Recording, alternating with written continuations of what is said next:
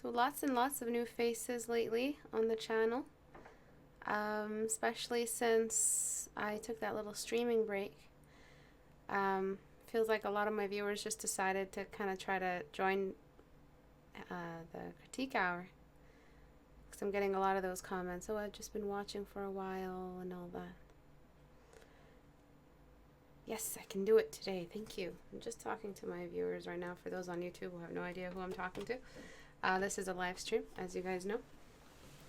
So today is going to be about, I'm just going to critique some pieces, but it's going to be mostly about color and transferring from grayscale to color. Once you have like a good hold over your 14-day challenge, or you're at your day 13, you want to try day 14 or even day 13 color. Talk about that. It's not really a how to transfer from grayscale to color tutorial, but I do want to talk about what happens when we're transferring from grayscale to color and why some people see that as taboo or not good for a student. It is absolutely fine. It's one way to assess color and the impact of color on a scale. The only problem is when students are transferring from grayscale to color, they forget that beneath every color is in a value neighborhood that color can only exist in, that color would exist in, that color needs. So when we're talking about yellows, for instance, in the skin has to be pretty bright for the yellows to come out pretty pale. When it comes to tan skin or darker skin tones other than African dark, or like a Nubian dark, what we want is to keep the skin desaturated and bright enough. Even darker skin is technically bright, because what's happening is that the student is thinking dark means in the darker values. Not even, for instance, like people call it black skin, it's just brown. And brown, let's find brown on the scale here. Let's find brown. It's like a variation of red a little. Alright, let's find the grayscale equivalent. This is actually the grayscale for black skin. So if this is how, if this is just a one that reads on the screen, it's actually pretty dark. So just take a look at that. It's actually pretty bright.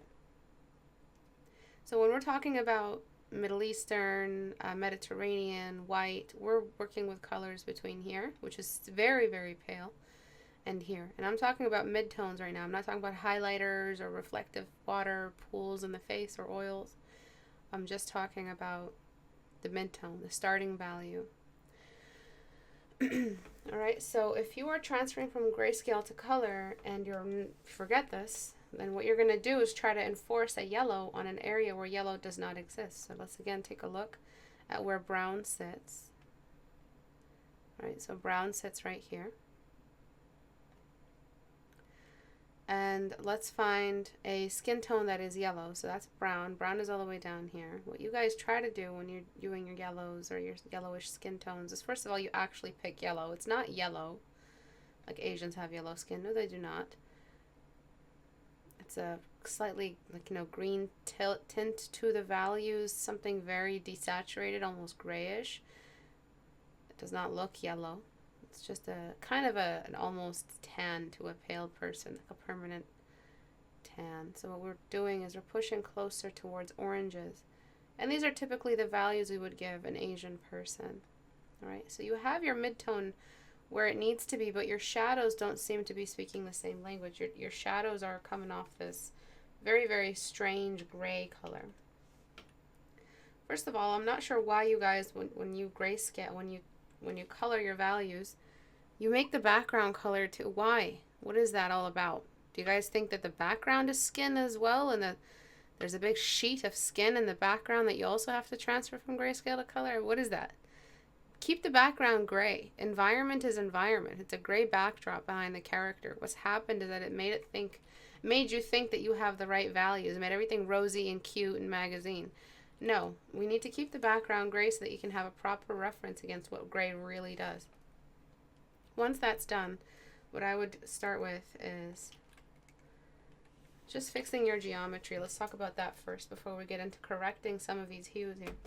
So these corrections that I'm going to be doing are value corrections and hue corrections. First of all, the top of the sphere. of the head. It needs to be in less shadow because it's facing up at the light.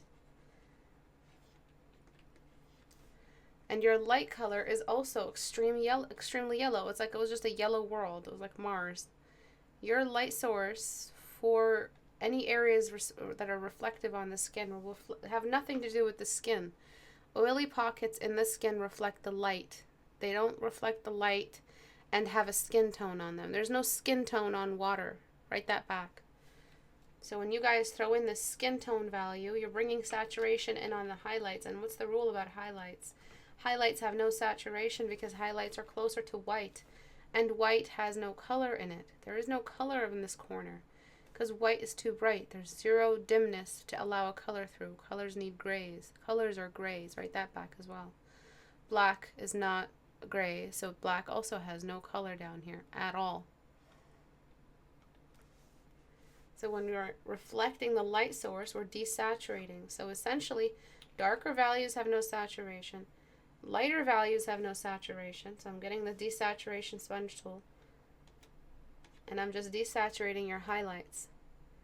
So the only thing that has saturation is what on the face? So I'm going to find all these areas that have highlight and throw that white sheet of wetness that reflects the light source on the skin. This is serving a lot of purposes, but the main purpose it serves is that it unifies the character with its environment. Hey, this is the same light source, and water does what water does in a light source, which is reflect whatever is around it like a mirror. Unless the mirror is painted skin tone, it'll reflect the natural color of the light around it. If it was a pink little like reflective piece of glass, then the picture in the piece of glass will be pink. But we're talking about pure water pockets. Maybe there's a little hint of yellow. I mean, obviously this isn't pure white. This has beige in it. But it's got less saturation on average than this area. Look at this value, which is almost white, and look at this value. Mid-tones carry the color.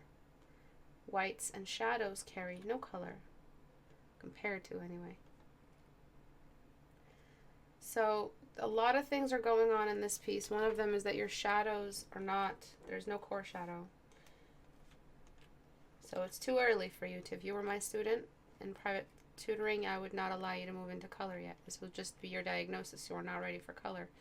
Your core shadows are all over the place. You had shadows up here. How in a sphere with top-down lighting does the top half of the sphere have shadow values on it? That's impossible, because the top half of the sphere, one exact slice, like exactly halfway through the sphere, everything is looking up, and after that high point, everything starts looking down and away from the light. The light can't access it.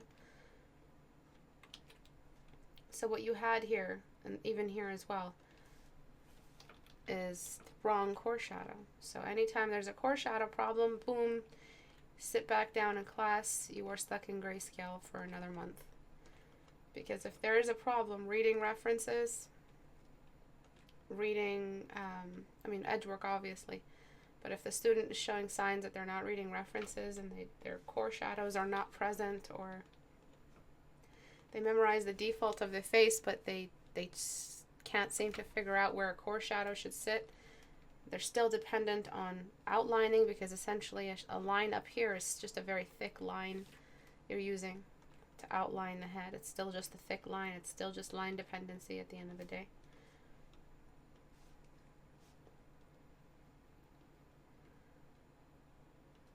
Okay, so I'm just making sure all these shadows move down and keeping shadows away from the top.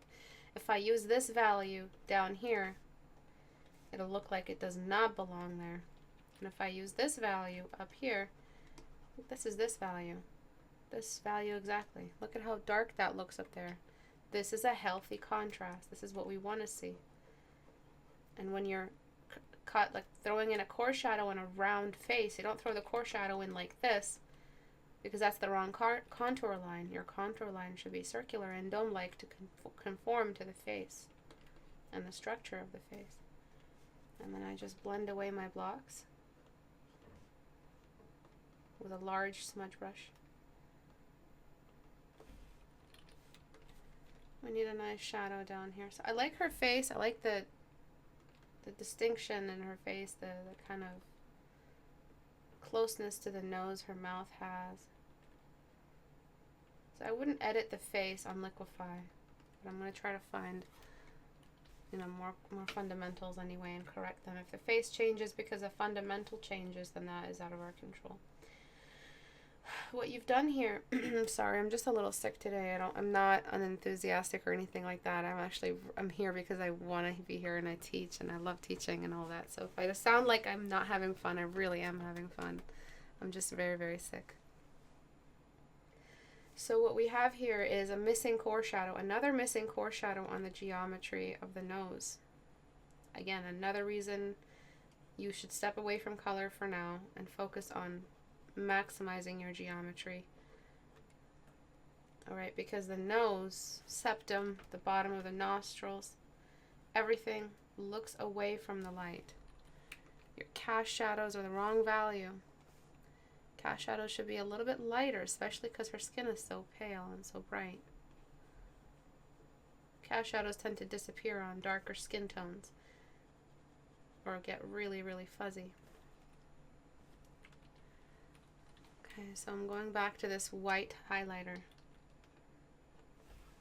And I'm just moving it. There are a lot of edits to be made, so if you are watching this, if this is your painting, please sit down, rewatch the video, take some notes down, correct it, paint a new portrait in color, just this one time, and then go back to grayscale.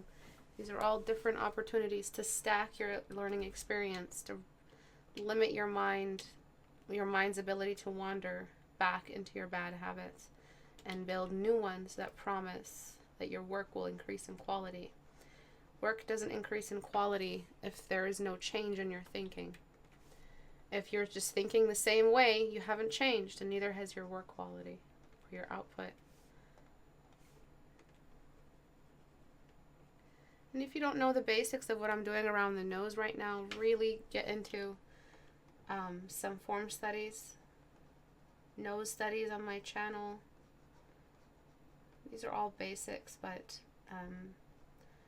they still show a little bit of trouble. And oh yeah, someone asked on Reddit, what's the minimum skill level for my Patreon?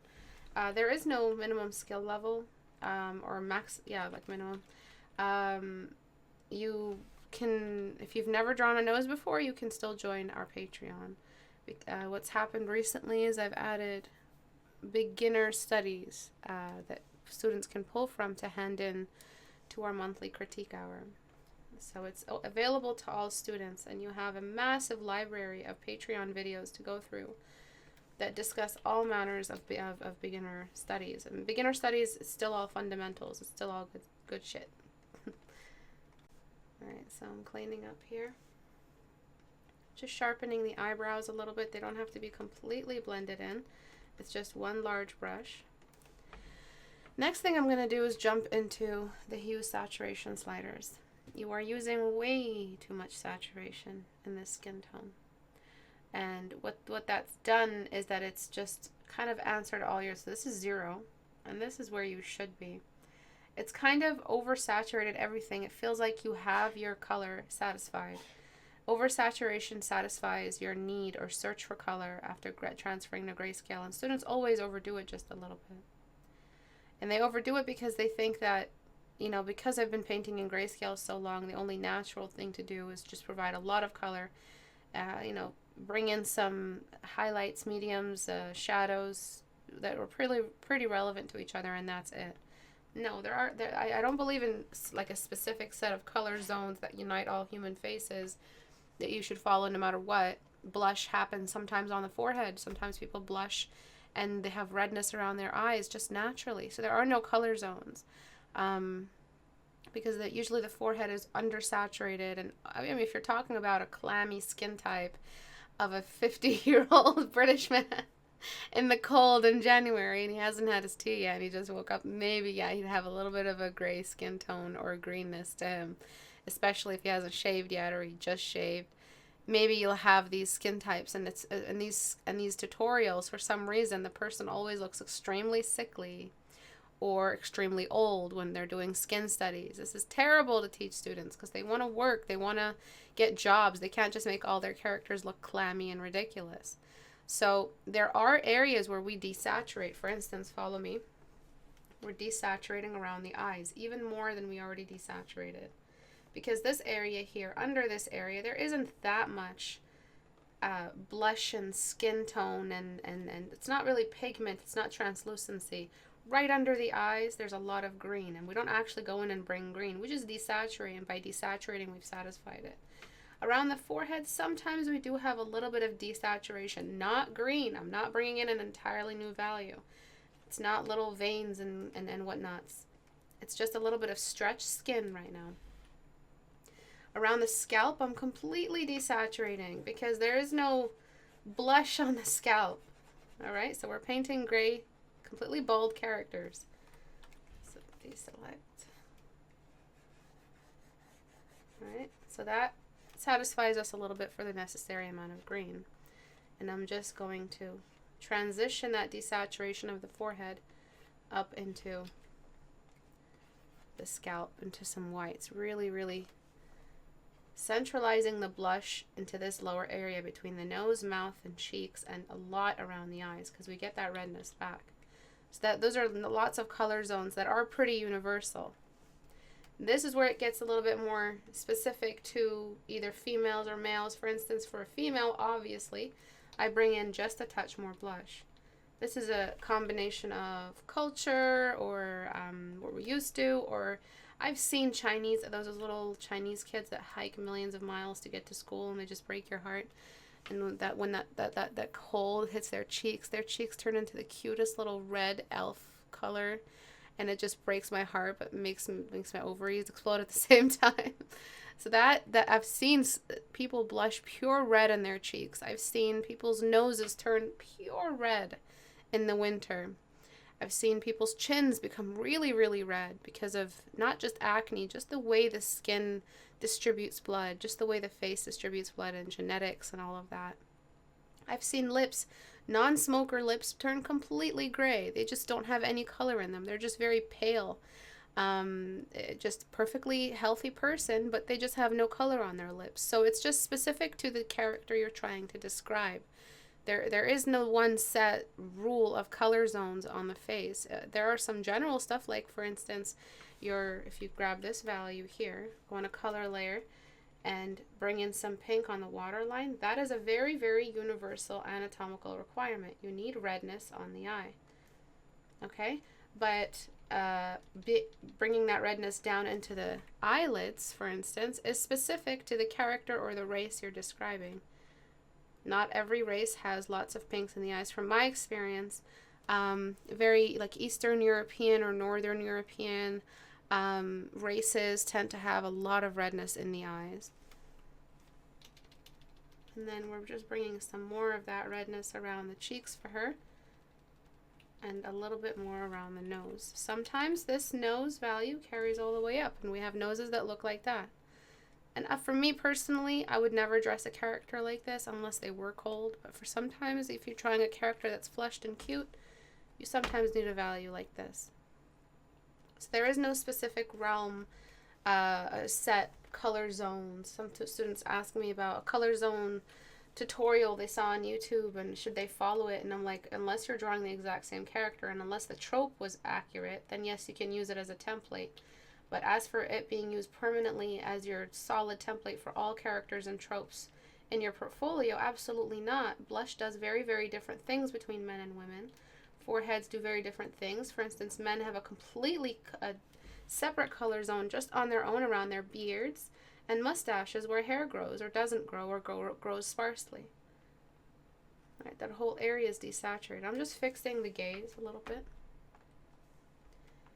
All right, and I'm smudging at the lower eyelid crease. It should not be that strong. And then finally, I'm going to bring out the volume. So I took care of the core shadows. Now I have to take care of the core lights. And those are coming from a skin tone that is very, very white. It's not the pure skin tone color anymore. It's pure white color. It's very skin tone highlight. So I've dropped significantly. And I'm using this radially, and I'm just going to brush it over everything, trying to climb the face right out of that shadow. Give the face a little bit more volume. So what's happening is the skin is carrying right up. And I'm shrinking my brush as I apply it, as you can see here. So I have to go back and make sure my core shadows are intact.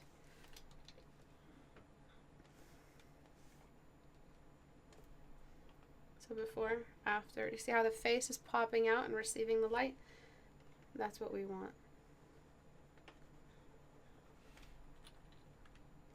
I'm connecting a bit of the forehead down into the nose. That drop is too strong.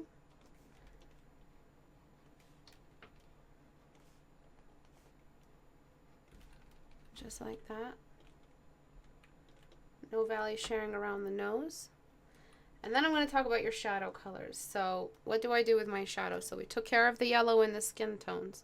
We took care of the whites in the skin tones. We took care of the pure grays and other disturbing, like anything that disturbed the dermal layer being purely dermal, so hair. We took care of, now I'm going to do one more little hair section, which is the eyebrows. Eyebrows also get green. All right. A saturated eyebrow is a fake looking eyebrow. That's why these women with their fake eyebrows, and watching tutorials, it's so easy to tell that they have a fake eyebrow because it's too saturated. They choose the wrong value for their eyebrow.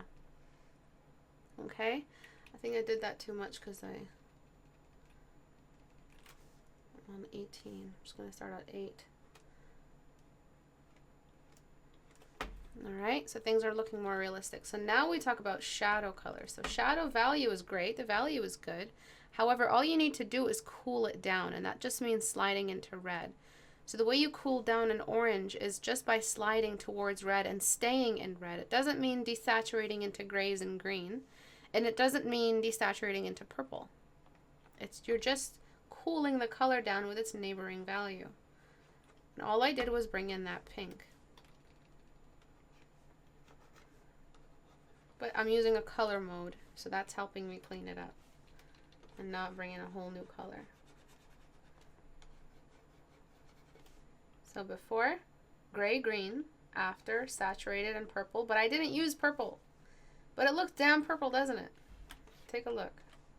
Before, after, before, after. And let me zoom out. Before, after. That was the problem you were having with your values. You're not traveling through the door. Imagine a door separating every color house. When you're trying to cool down an orange, you don't just skip red and go straight into purple. That's not how it works. You cool it down by its nearest neighbor that can exist in that value zone and still be close to the color, which is red. All right? So I'm going to ask a little pop quiz. How do you cool down yellow? That's a tricky question. How is yellow cooled down? I should ask, what is a dark yellow? Alright, so as you guys do that, I'm just going to be cleaning this up. So I'm just going to get that yellow later on and just keep cleaning for now. What I need to do, one last little edge, which is an important edge, and you seem to just, not really worry about it too much. It's the edge of the chin on the neck. We have two kinds of edges, a fold, acute or obtuse, and one object in front of the other. This is the chin in front of the neck, and you don't have any edge to create that distinction. Dark yellow is orange, so it's the nearest value that is closest to red. Excellent. How do you cool down orange? Good, green. So it depends on how you're using that yellow. Mostly the yellow that I would say is in skin, we use the orange, which is closer to. We never have yellow skin. Never. But if we're trying to, if we're wearing a yellow dress, for instance, or some kind of suede-y surface, you would cool down, you would darken the yellow with an orange. A dark yellow, for instance, gold as well, is dark orange. And the light areas are pure yellow, pure luminescent yellow. But if you're trying to cool down A yellow object, some kind of yellowness to it, you move over into green. Green and orange are both the neighboring colors beside yellow. They're the nearest neighbors. So this is how you work with yellow. Unfortunately, yellow does not exist on dim values. Yellow only likes to exist in the bright values. That's why we have such vibrance when it comes to any use of yellow. There is no such thing as a dark yellow. A yellow at night is white. A yellow under blue light is just blue. It's not going to fight through it. Yellow doesn't do much outside of pure daytime. There is no dark yellow. A saturated yellow is just more yellow. So remember that yellow is one of the trickier values. And now that you guys understand, even yellow being that high in the scale, you can work around these doorways with it. All the other colors seem very simple. Warms, earthy colors cool down towards red, and cool colors cool down towards blue or purple. A cool green is one of my favorite colors because it's just so versatile. It's got yellows in it for earthier colors, and colds in it for whatever other colors that you might need it, like a darker part of a leaf. This is the light part of the leaf, and this is the dark part of the leaf. It's all blue, but it's not yet blue because this is blue, and this is green. But this looks extremely blue. You have to base it off your light environment, how much light is visible for how much blue or green is visible. In a light environment that's bright in daytime, we see more green before it gets cooled down. Even after it gets cooled down, we still see a lot of green. But if it's a dim day or a nighttime scene, all leaves turn blue. They just look really, really blue. So it's only a number of colors you really have to figure out. Red is warmer when it's orange and cooler when it's pure red. And you can cool down red even more by bringing in an actual blue on top of it, or purple. Blue is self-explanatory. A warmer blue is a greener blue. You can't just bring in yellow on top of that blue or make it more blue or a sky blue. It's just a greener blue for a warm blue, and a colder navy would be the dark blue of the shirt or object that you're painting. It's not really that rough a job figuring out how to transition between these color zones. It's not that difficult, theoretically. And the way you apply it, of course, things are always more difficult when you're applying them. It just takes a little bit of practice and instinct. And of course, just fundamentals. Asking the simple question, what time of day is it? So I asked that question before this paint over. In my head, before I started drawing, and that's what allowed me to reveal the skin tone to its truest form. And we're not doing studies here in dim lights and closed off rooms with a murky, like a dirty, dusty curtain and barely any sunlight coming in. No, we're trying to study color here and skin tone, so we have to allow some brightness in. And I'm just basing this off a universal light strong enough to reveal all the cools and all the warms that I need to study this successfully. So I'm just raising the brightness in the eye. Her eyes looked very dark and very demonic. That's actually, I'm not trying to be funny. That's what happens when you dim the whites of the eyes. You just get instant villain, instant demon. I'm bringing in some more white here on the farthest reaching part of the water line. And I'm creating these little trails of pure white, just anywhere where we get dewy skin, oily skin, anywhere where we naturally just have brighter skin, or where we usually pattern-wise bring in makeup. Any makeup patterns usually just work around the eyes a lot and work with the eyes' natural shadows. Bad makeup is working against the eyes' natural shadows. Highlights that sit on top of the eyebrows, and that little on switch around the forehead. And then we have a couple more areas here that need some work. We have the cylinder of the mouth, kind of non-existent. You see how high the mouth is? I've seen people who look like this, so it's not a problem. I wouldn't want to take it down. But I do want you to think about a more acceptable color, face, I guess, for your future employers and whatnot. I think I made her skin tone too. It's just because I have this annoying little outline the lasso caused, and I have to fix it up. Alright, so I'm just giving the cranium more space at the top. It feels a little squished, maybe because your canvas was constricted. One of my students during class yesterday said it's like a watermelon growing in a square box. It's so eloquent. Exactly what I was trying to explain. So make sure that you're keeping enough space around the canvas. If that's not what happened, you just didn't zoom out enough. Zoom out next time and you'll be able to catch it.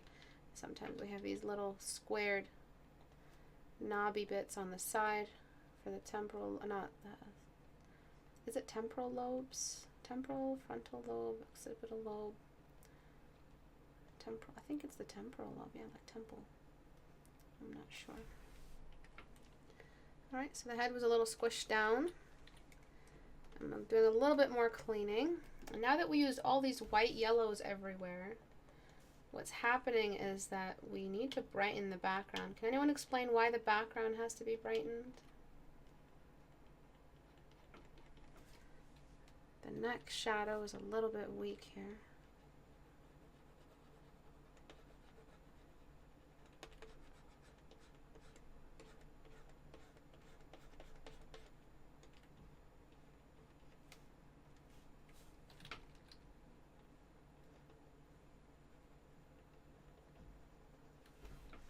And because I don't want it to look like she's got a beard, what I'm going to do is I'm just going to bring in some of that redness, that pinkness here on a color layer and just throw it on top.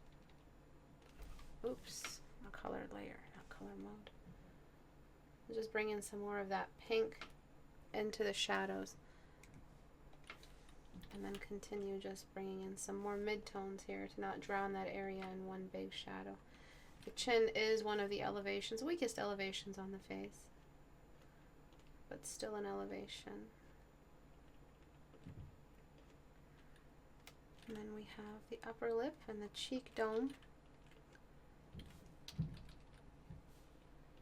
And red is a dark value, so if there's a value drop around cheeks and around blush, that's acceptable. It's just more blood pooling in that area, dropping the yellow value of the base skin tone. That's acceptable. You can have value drops. It's perfectly normal.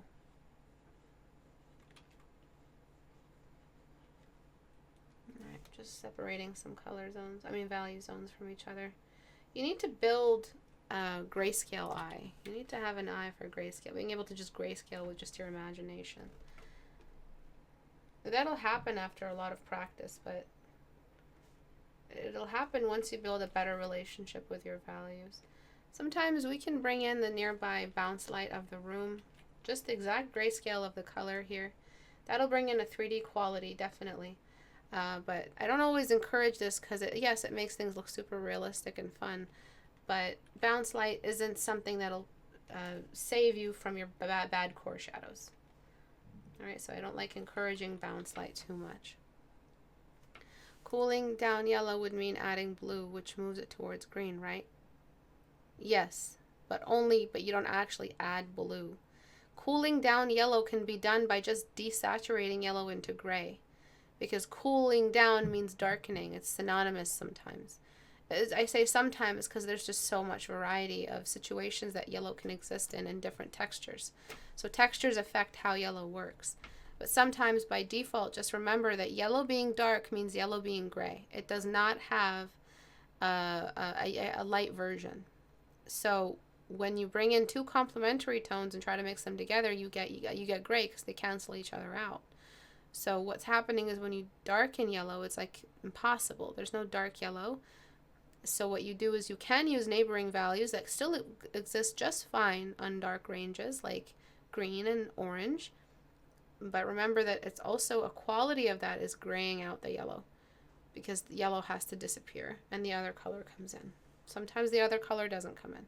Sometimes the light environment takes over, like the yellow part of a yellow gem, the dark part of a yellow gem in subsurface scattering. How do you do that? The light source takes over as the subsurface color, and orange is the dark value that yellow in the light source reveals. It's every texture changes between yellow, just like every other color, except yellow is tricky. because background symbolizes the light source. Excellent. And so what we're doing right now is raising the background value, first of all, desaturating it, and raising that background value so it looks like the amount of light visible in this room reinforces the amount of light visible on her face. Look how three-dimensional instantly that looked. And I'm just going to grab that outer color of white and just throw it at the top here for all that bounce light diffusion, that ambient occlusion.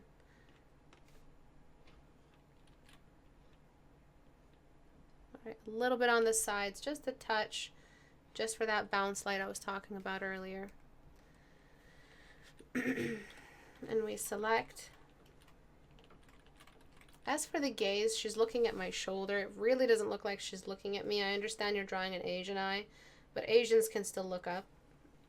You have to correct the way you're revealing the amount of white is under the eye. She looks like she's looking down. Before, making the background a peach is not going to make the skin tone look any better. We desaturated a lot. And then let me just grayscale the background and show you where you were in saturation. Extremely saturated. She was orange. This is I'm sure all of you have already said in your heads, this is a Trump orange. Alright, so a little bit more three-dimensional quality to the head shape because we've pushed all the shadows down. There's no more core shadows sitting at the top for some reason, even though the forehead is light at the top. That makes no sense. The light on the forehead is telling us the light is right up here shining down. What happened to the forehead? More white on the skin tone. Color zones are definitely there. I wouldn't bring in a green at this point. But the way to bring in a green is just to you find a darker value of the find a paler version of red, and where red isn't is where green is. Even if there's no green, gray looks green in comparison to red.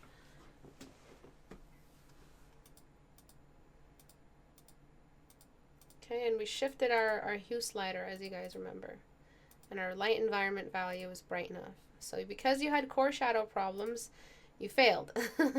And in my class, I'd get you right back into your grayscales to perfect how you detail geometric anatomy on the mouth, edge work, fixing the gaze, expression, before you jump into this kind of stuff.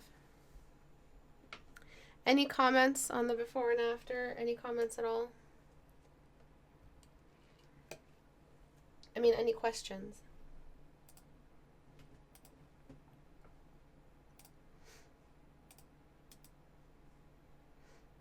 All right, so a lot of the stuff you guys do is it's just overboard. And this is because you guys think that color means, oh, just go for it, man, reach for the stars, catch them all. And it's not. Skin is extremely desaturated, and subtlety is key when it comes to skin tones. Write that down.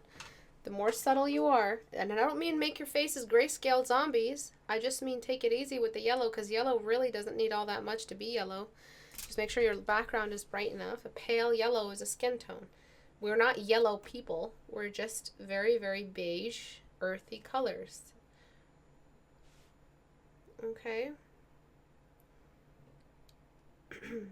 Is the neck too thin? No, I don't have a problem with the neck. I'd say you're missing a lot of the, like for instance, I added what I could. Now I try to focus on the face in the critique hour, but a little cylindrical shadow and shadows on either side, some better blending, some transition values, and some really, really basic anatomy on the start of the neck is all you really need. And I'd borrow some of these values here that are a little bit more pale, and then maybe some reds on the shadowed areas, because there is some redness in the neck, and then you're set. Sometimes we have bounce light down here, just a slight amount, because the neck isn't just flat, it slowly emerges out. And if you want to join us for Patreon, our get together is the 5th, this Tuesday, next Tuesday the 5th of February. So you guys have 2 weeks to complete your assignment for anyone interested. And for those who feel like my Patreon is not open for, or the Discord is not open for beginners, it absolutely is.